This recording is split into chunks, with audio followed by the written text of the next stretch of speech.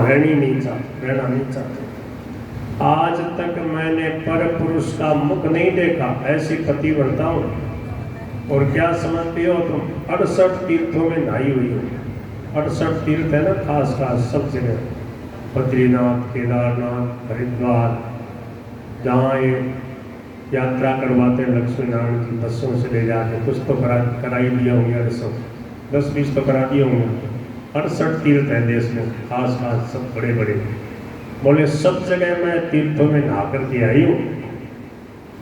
और बोले कि मैंने आज तक जितने बालक देखे, तेरे लाला का सबसे ज्यादा तेज है, सबसे ज्योति समाई। और बोले तुम मेरे से विश्वास रखो, जो चोर होते हैं, ठग हो ना, ठग होते हैं, ऐसे विश्वास में लेके ठगते हैं। बोले जब मैं आपको बुरो चाहूँ, आपके लाला को बुरो चाहूँ, तो मेरी आँखें फूट जाए। मेरी आँखें की सौगंध बताओ, आँखों की सौगंध खाता है कोई? बोले मेरी आँखों की सौगंध कहूँ, बोलो आँख फूट जाए जब मैं उसको बुरी नज़र से देखो। बताओ आँख क्या फूट रही, फिर पूरी कोई भगवान ने खत्म कर दिया। यशोदा मैया तो क्या है कि संत स्वभाव है। संत कैसे होते हैं, अपने जैसा ही दूसरे को समझते हैं। स्वामी जी महाराज को एक रामनिवास जी संत थे, वो कहते बोले महाराज थे बाता में आ जाओ, ये माया माया तने आके झूठो ही कह दे, बोले मैंने तो भगवान दिखे, मैंने तो सपन में भगवान दिखे, ऐसा है वैसा है, और आप मान लेते। ये झूठी बड़ाई करती है, 2 मिनट में लड़ देती है, ऐसे बोलते हैं। इधर आपसे ऐसी बड़ी बड़ी भक्ति की बात करके गई, फिर ईर्ष्या कर लेती है, लड़ लेती है। तो महाराज जी बोले कि जो कोई भी मेरे को कुछ भी कहता तो मेरे को विश्वास करना चाहिए। नहीं, मेरे को ठग लिया, मेरा क्या ठगा, मैंने तो भक्ति तो माना उसको, तो भाई बहुत अच्छी भगत है, इसको भगवान की अनुभूति होती है, भजन आगे बढ़ रहा। तो बोले अच्छी भावना करने में नुकसान क्या, मेरा क्या ठग लेंगे बाबा जी का, बाबा जी को क्या ठग लेंगे बेटा, मेरे पास कुछ है ही नहीं। और बढ़िया से बढ़िया भावना करनी चाहिए, ये तो मैं खुद भी कहता हूँ, तो मैं क्यों नहीं बढ़िया भावना करूँ। कोई मेरे को कहता है कि मेरे को ऐसी अनुभूति होती है, ऐसा होता है। वैसे महाराज जी जान भी लेते थे और कह भी देते थे, फिर देखो किसी को भी बतानी नहीं चाहिए। आपके जीवन में जो भजन की अनुभूति होगी उसको बता दोगे तो फिर अनुभव नहीं आएगा। कोई कोई कहते हैं ना, मेरे को पहले सपने आते थे, बहुत अच्छा होता था, अब नहीं आते, तो किसी को बता दिया होगा। बताने से क्या उसका भोग हो गया, मान बढ़ाई ले ली ना, तो मैं इतना बड़ा भगत हूँ, ऐसी मेरी भजन की स्थिति है, वो वाहवाही में लुट गया हूँ। आप तो सोचते हो लोग मैंने भगत मान ले, और वो भक्ति जो है भगवान की कृपा से जो अनुभूति हुई थी उसका क्या है, निरादर हो गया, इसलिए फिर वैसी अनुभूति होनी बंद हो जाती। चित्त सुत जान यशोदा मैया, पल्लो दीनो बताई, पिसका अंचल मुख में दीना, खींच रहे जदुराई। पकड़ करके कन्हैया कल्याण करके ही छोड़ते हैं। अब वो बोल लगती है छोड़ दे बेटा छोड़ दे, बस बस बस छोड़ दे, सामन चमचाल अलम, बस इतना बहुत है, इतना दूर बहुत है। प्रभु मानो कह रहे कि मैं छोड़ता नहीं, अधम में छोड़ना मेरे स्वभाव में नहीं है। मेरे जो सच्चे संत भक्त होते हैं वो भी अधम में नहीं छोड़ते, वो भी क्या है, पहुंचावे हरिपुर ठेठ, फिर अब तेरा कल्याण करके ही छोड़ूंगा। भगवान ने उसके प्राण खींच लिए, और वह महाराज असली रूप में आकर जोर से चिल्लाती हुई, भयंकर जो है नाद करती हुई, और गोकुल और मथुरा के बीच में कंस का बहुत बड़ा बगीचा था, 6 कोस का बगीचा था। उसको जितने पेड़ पौधे थे बढ़िया बढ़िया फलों के, उनको धराशायी करते हुए गिर गई। और अब तो महाराज ब्रजवासियों ने, गोपियों ने देखा, अरे राम राम, इतनी बड़ी राक्षसी, और ये आई लाला को मारना चाहती थी। राम राम राम राम, सब के सब लोग दौड़े। गोप्यस्तूर्णम स्मृत भेद्य चक्र जात संभ्रमा, देखा कि लाला उसके वक्षस्थल पे खेल रहा है। जैसे तैसे गोपियों ने उसको उतारा, लाला को ला करके यशोदा मैया की गोद में दे दिया। यशोदा मैया ने कहा कि राम राम राम। इस राक्षसी ने छू लिया, ये अपवित्र हो गया, ये मरी हुई थी, मुर्दे से लाला छू गया इससे, राम राम, चलो शुद्ध करो। तो बड़ी बूढ़ी गोपियाँ आ गई और वो रक्षा कवच पढ़ रही हैं गोकुल के गोष्ठ में। गौशाला में लाला को लेके आए। गोमूत्रेण स्नापयित्वा, गोमूत्र रगड़ रगड़ के लाला को स्नान कराए और गाय की पूंछ ऊपर से घुमा रहे हैं। रक्षाम विदंद्रे सम्यक गोपुच्छ भ्रमणादि भी तिलक करते हैं 12 अंगों में। 12 अंगों में भगवान के नाम मंत्रों से रक्षा कवच पढ़ रही है और गाय की पूंछ से झाड़ा दे रही, गाय की पूंछ ऊपर से घुमा रही है। ये बाल रक्षा कवच है। ये जो 22 से 29 तक 8 श्लोक हैं। स्वामी जी महाराज कहते थे कि ये श्लोक कोई कुछ हो जाए, बालक के, छोटे बालक के, किसी के भी कुछ हो जाए तो ये श्लोक पढ़ने चाहिए। शुद्ध जो देसी अपनी गाय है, उस गाय के पास में बच्चे को बैठा लो, वहाँ गोमूत्र थोड़ा रगड़ के स्नान करा दो, गाय की पूंछ ऊपर से उसके घुमाओ और ये श्लोक पढ़ते जाओ। आपको नहीं पढ़ना आता तो जो पढ़ा लिखा उससे पढ़वा लो, और नहीं तो इसका हिंदी में अर्थ है वो बाँच लो, एक ही बात है। हिंदी में जैसे गीता जी बाँचने की भी वही महिमा है। तो इसमें कहा कि अजन्मा भगवान तेरे पैरों की रक्षा करे। जैसे रक्षा कवच है, राम रक्षा कवच और नारायण कवच और एक है गजेंद्र मोक्ष, ऐसे ही इसकी महिमा है। पैरों से लेकर के और मस्तक तक संपूर्ण अंगों की सब समय में कैसे भगवान रक्षा करते हैं, इसका पाठ करते रहने से सबकी रक्षा होती है। भगवान के लिए तो हम सब बालक ही हैं, फिर भी बालकों के तरह तरह के छोटे मोटे जो रोग हो जाते हैं, पता नहीं लगता है, तो उसके लिए ये बहुत सुंदर उपाय है। इसका मैं अर्थ हिंदी में पढ़ के आपको सुनाता हूँ कि अजन्मा भगवान तेरे घुटनों, तेरे पैरों की रक्षा करें। मणिमान नाम के भगवान तेरे घुटनों की, यज्ञ पुरुष तेरी जंघा की, अच्युत तेरी कमर की, हयग्रीव तेरे पेट की, केशव तेरे हृदय की, ईश तेरे वक्षस्थल की, सूर्य कंठ की, विष्णु भगवान बाहों की और कुरुक्रम भगवान मुख की, और ईश्वर तेरे सिर की रक्षा करे। और देखो पैरों से सिर तक, ये 22वें श्लोक में वर्णन किया। अव्यादजोऽङ्घ्रिमणिमांस्तव जान्वथोरो यज्ञोच्युतः कटितटं जठरं हयास्य हृत्केशवस्त्वदुर्गीस इनस्तु कंठं विष्णुर्भुजं मुखमरुक्रम ईश्वरकम्। फिर कहते हैं चक्रधर भगवान रक्षा के लिए सदा तेरे आगे रहे। अब बताओ कौन क्या बिगाड़ सकेगा आपके बालक के, बेटा पोता के सामने। और चक्रधारी भगवान सदा उसके साथ रहेंगे। चक्रग्रता है और गदा धारण करने वाले भगवान पीछे हैं। तत्पार्श्वतो पार्श्वयोर धनुरसे मधुभाजनस्य, धनुष और खड्ग मन तलवार धारण करने वाले भगवान मधुसूदन और अजन दोनों बगल में हैं। आगे भगवान चक्रधर, पीछे गदाधर। इधर जो है एक तरफ तलवार लिए भगवान रक्षा कर रहे हैं, इधर धनुष बाण लेकर के। बताओ चारों दिशाओं में भगवान रक्षा कर रहे हैं। नाम में भगवान विराजमान। भक्तों का विश्वास ही भक्ति पैदा करता है, भगवान में प्रेम बढ़ाता है। शंखधारी भगवान, चारों कोणों में गुरुगाय भगवान, उपेंद्र भगवान जो वामन भगवान है ऊपर, हलधर पृथ्वी पर जो बलराम जी है, हलधर भगवान। और भगवान परम पुरुष तेरे सब और तेरी रक्षा करें। ऋषिकेश भगवान इंद्रियों की, नारायण तेरे प्राणों की रक्षा करें। श्वेत द्वीप के अधिपति चित्त की और योगेश्वर तेरे मन की रक्षा करें। कृष्णी गर्भ तेरी बुद्धि की और परमात्मा तेरे अहंकार की रक्षा करें। खेलते समय गोविंद रक्षा करें, सोते समय माधव रक्षा करें। क्रीडंतम पात गोविंद शयानम पात माधव है।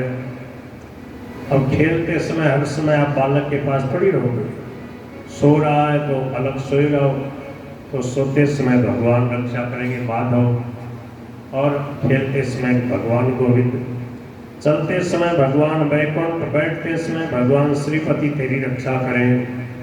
भोजन करते समय ग्रहों को भयभीत करने वाले के भोक्ता भगवान तेरी रक्षा करें। डाकिनी, राक्षसी, कुष्मांडा आदि बाल ग्रह, भूत प्रेत, पिशाच, यक्ष, राक्षस और विनायक, कोटरा, रेवती, ज्येष्ठा, पूतना, मातृका आदि शरीर, प्राण तथा इंद्रियों का नाश करने वाले, उन्माद अर्थात पागलपन, अपस्मार अर्थात मृगी आदि लोग, स्वप्न में देखे हुए महान उत्पाद, वृद्ध ग्रह और बाल ग्रह आदि सभी अनिष्ट भगवान विष्णु का नामोच्चारण करने से भयभीत होकर नष्ट हो जाते हैं। बोलो भक्तवत्सल भगवान की। ये श्लोक स्वामी जी महाराज ने एक दिन बोला था। 3 नंबर गीता भवन है ना भैया, 3 नंबर गीता भवन में ऊपर एक कुटिया बनी हुई है, गंगा के किनारे से दिखती है ऊपर, लाल लाल सी ऊपर, वो महाराज जी के लिए कुटिया बनाई। सर्दियों में महाराज जी वहाँ ऊपर धूप सेवन करते, लिफ्ट से चले जाते, और जब वो बन गई तब महाराज जी ने उसमें कीर्तन करवाया। हम सब लोग बैठे, आधे घंटे सब लोग बैठ करके उसका जब उद्घाटन हुआ तो कीर्तन कराया महाराज जी ने। तब महाराज जी ने ये श्लोक बोला, बोले स्वप्न दृष्टा महोत्पाता वृद्ध बाल ग्रास ये सर्वे नश्यन्तु ते विष्णु नाम ग्रहण भीरव। ये 2-3 श्लोक महाराज जी ने बोले। कहा कि देखो कहीं भी कोई भी उत्पात की आशंका नहीं रहेगी, वह जगह शुद्ध हो जाएगी, पवित्र हो जाएगी। भगवान के नाम का कीर्तन करना चाहिए, भगवान का गुणगान करने से, भगवान का नाम लेने से सब दोष दूर हो जाते हैं। तो श्री सुखदेव भगवान ने यह सुंदर रक्षा कवच बालकों के लिए बताया। भगवान को जब पूतना ने छू दिया तो भगवान को शुद्ध करने के लिए गौशाला में ले गए, और भगवान की रक्षा भगवान का नाम करता है। आज प्रभु अपने नाम की महिमा बढ़ा रहे, गो माता की महिमा बढ़ा रहे। और जब कन्हैया की रक्षा कर ली गोपियों ने, फिर यशोदा मैया से बोली, लो मैया दूध पिला के देखो दूध पीता है कि नहीं, क्योंकि बीमार होगा तो दूध नहीं पिएगा। जैसे ही यशोदा मैया ने हृदय से लगाया, दूध पीने लगे। पाये त्वास्तनम माता संयमेशयदात्मजम। बोले मेरे लाला तो बिल्कुल सही हैं, स्वस्थ हैं, और लाला को पालने में सुला दिया। तब तक नंद जी आदि जो गोप थे मथुरा से जो आ रहे थे, वो सब के सब गोकुल में पहुँचे, और पूतना राक्षसी के इतने बड़े शरीर को देखकर बड़े आश्चर्यचकित हो गए, और कहने लगे निश्चय ही वसुदेव जी बड़े वेदज्ञ हैं, बहुत बड़े योगी ऋषि हैं। उन्होंने पहले ही बता दिया कि देखो आपके गोकुल में कोई उत्पात होने वाला है।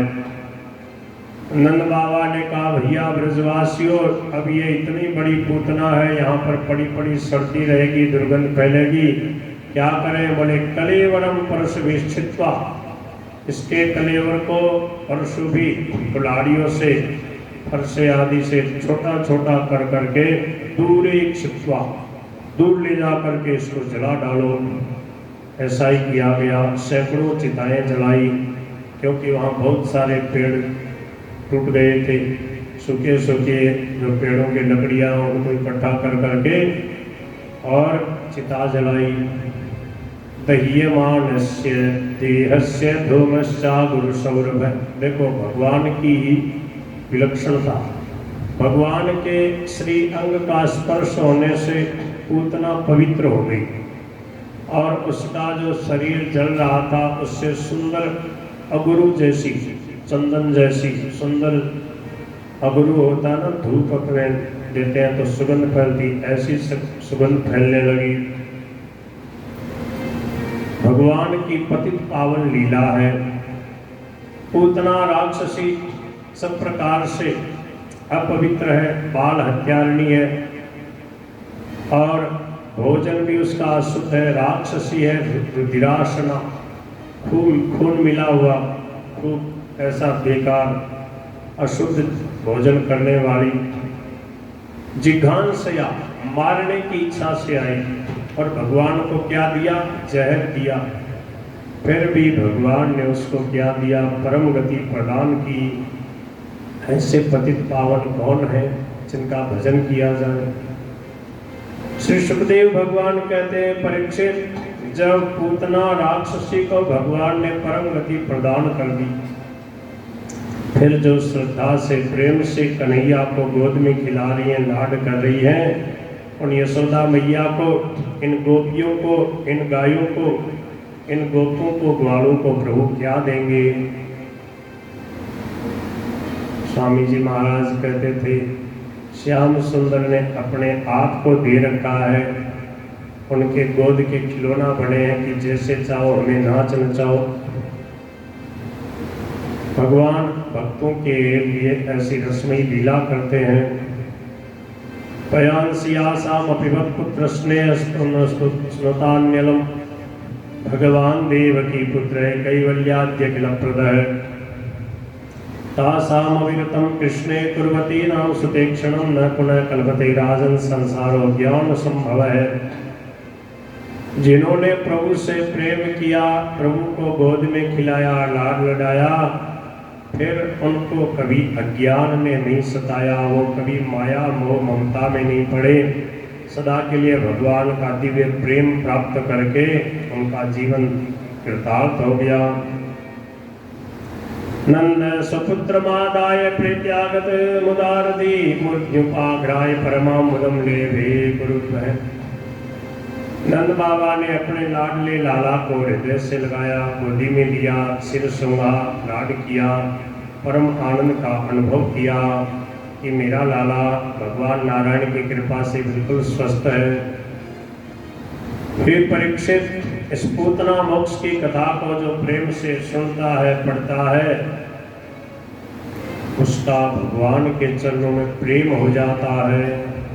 यह एतत् पूतना मोक्षं कृष्णस्यार्भकमद्भुतं, शृणुयात् श्रद्धया मर्त्यो गोविंदे लभते रतिम। गोविंदे रतिम लभते, गोविंद भगवान में प्रेम हो जाता है। क्यों? जैसे श्री सुखदेव भगवान का पूतना मोक्ष की कथा का श्लोक सुना कि भगवान कितने दयालु हैं, मारने की नियत से जो पूतना आई उसको भी भगवान ने परम गति प्रदान करी। ऐसा दयालु, ऐसा पतित पावन कौन है? ये बात जब सुनी तो सुखदेव जी का भगवान की लीला में भगवान श्री कृष्ण के सगुण साकार स्वरूप में प्रेम हो गया और उन्होंने संपूर्ण श्रीमद् भागवत का अध्ययन किया और श्री सुखदेव जी को सुनाई है श्रीमद् भागवत। बोलो श्री पतित पावन भगवान की। श्री परीक्षित जी ने पूछा, हे भगवान सर्वशक्तिमान है, जब जब प्रभु अवतार लेते हैं, जब जब रसमयी लीला करते हैं, वह सब प्रकार से हमारा कल्याण करने वाले उनके चरित्र हैं।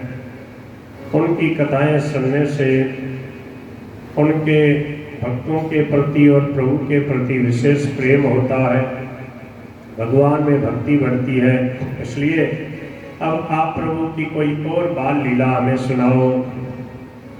श्री सुखदेव भगवान कहते हैं, हे परीक्षित, अब प्रभु 3 महीने के हो गए।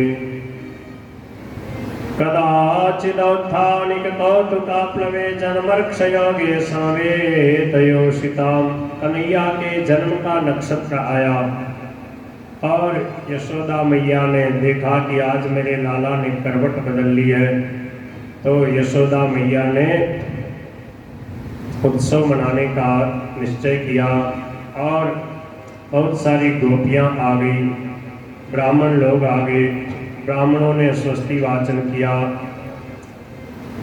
ठाकुर जी का पूजन किया। यशोदा जी ने ब्राह्मणों का पूजन किया, उनको अन्न वस्त्र माला गाय और मोह मांगी वस्तुएं दी।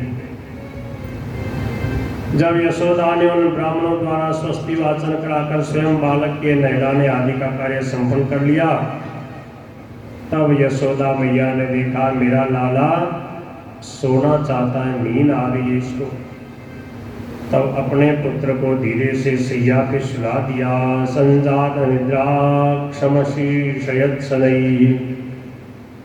थोड़ी देर में श्याम सुंदर की आंखें खुली तो क्या देखते हैं कि मेरे को तो एक तरफ छकड़े के नीचे सुला रखा है और मेरी बधाई के गीत गा रही है, मेरा उत्सव मना रही है। प्रभु को भक्तों के बीच में रहने में बड़ा आनंद आता है, इसलिए प्रभु मचलने लगे, रोने लगे, पर कन्हैया की रोने की आवाज़ किसी ने सुनी नहीं। शयानस्य शिशो नरल्पक। तब श्याम सुंदर ने अपने कोमल कोमल चरणों से उस छकड़े को छुआया और वह छकड़ा उल्ट गया। उसके अंदर घी दूध दही के खूब सारे मटके मटकियाँ भरे रखे थे, वो सब के सब नीचे पड़े और फूट गए। जोर से शब्द हुआ, तब तो क्या कहना, जितनी माताएं बहनें आई थी, यशोदा, रोहिणी, नंद बाबा, गोपगण, सब इस विचित्र घटना को देखकर व्याकुल हो गई। कहने लगे ये क्या हुआ, किसी को मालूम नहीं पड़ा। तब छोटे छोटे बालक जो वहाँ खेल रहे थे बोले हमें मालूम है, हम बताएं। बोले बताओ। बोले रुदता ने न पादे न क्षिप्त में तन्न संशय।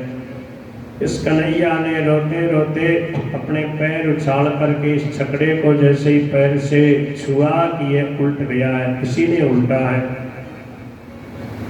पर न ते श्रद्धा धीरे गोपाउन। बालकों की बातों पे बड़े बूढ़े गोपों को, यशोदा मैया आदि को विश्वास नहीं हुआ, क्योंकि वे अपने लाला को केवल अपना बेटा ही समझते थे। कोई ग्रह की आशंका है, किसी ग्रह का ये उत्पात है, ऐसा सोचकर पुनः स्वस्ति वाचन कराया।